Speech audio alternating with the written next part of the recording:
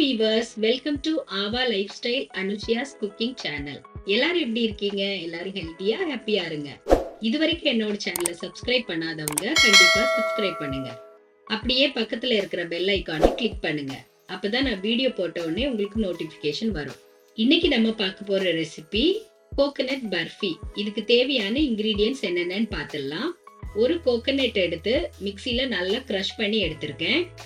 Milk mat 200 ml, நெய் 2 tablespoon, ஏலக்காய் powder 1/2 teaspoon, பாதாம் 50 கிராம் எடுத்து அதை நல்ல சின்ன சின்ன பீசஸா கட் பண்ணி எடுத்திருக்கேன்.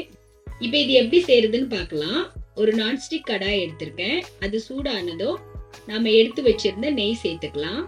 இப்போ நாம கிரஷ் பண்ணி வச்சிருக்க கோகனட் சேர்த்துக்கலாம். சேர்த்துட்டு அந்த நெய்யிலேயே நல்லா ரோஸ்ட் பண்ணிக்கலாம். கைவிடாம கிளறணும். அதோட கலர் சேஞ்ச் ஆக கூடாது. இப்போ கோகனட் ஓரளவு ரோஸ்ட் ஆயிடுச்சு. மில்க் மேட் சேர்த்துக்கலாம். இந்த பர்ஃபிக்கு ஸ்வீட் கொடுக்கறதே இந்த மில்க் மேட் தான். நம்ம எக்ஸ்ட்ரா சுகர் எதுவும் சேர்க்கறது இல்ல. இந்த மில்க் மேடோட ஸ்வீட்னஸ் மட்டும் தான் இந்த பர்ஃபில இருக்கும். தேங்காவும் மில்க் மேடும் நல்லா ஈவனா மிக்ஸ் ஆயிடுச்சு. இப்போ நாம எடுத்து வச்சிருந்த ஏலக்காய் பொடி சேர்த்துக்கலாம். பர்ஃபிக்கு தேவையான மிக்சர் ரெடி ஆயிடுச்சு. இப்போ இதை செட் பண்றதுக்காக ஒரு ட்ரே எடுத்திருக்கேன். அதுல கொஞ்சமா நெய் விட்டு நல்லா ஸ்ப்ரெட் பண்ணிக்கிறேன். அந்த ட்ரேல கோகனட் மிக்சரை சேர்த்துக்கலாம். அதை ஈவனா நல்லா செட் பண்ணிக்கலாம். அது மேல நாம கட் பண்ணி வச்சிருந்த அந்த பாதாம் சேர்த்துக்கலாம். சேர்த்துட்டு அதையும் ஈவனா நல்லா ஸ்ப்ரெட் பண்ணி விட்டுடலாம். இப்போ இது நல்லா ஆறுனதுக்கு அப்புறம் எந்த மாதிரி ஷேப் தேவையோ அதுக்கு ஏத்த மாதிரி நாம கட் பண்ணிக்கலாம். இப்போ நாம இதை எடுத்து பிளேட்டிங் பண்ணிக்கலாம்.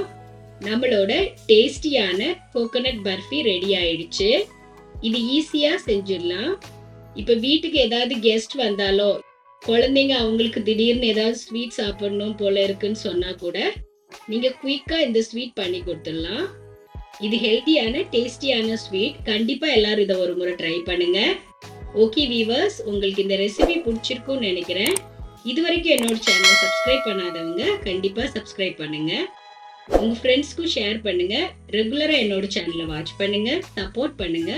நான் இதே மாதிரி இன்ட்ரெஸ்டிங்கான ரெசிபிஸ் உங்க கூட ஷேர் பண்ணிட்டே இருப்பேன். இந்த ரெசிபி பிடிச்சிருந்தா லைக் பண்ணுங்க, ஷேர் பண்ணுங்க. நான் நெக்ஸ்ட் ரெசிபியோட உங்களை மீட் பண்றேன். பாய்.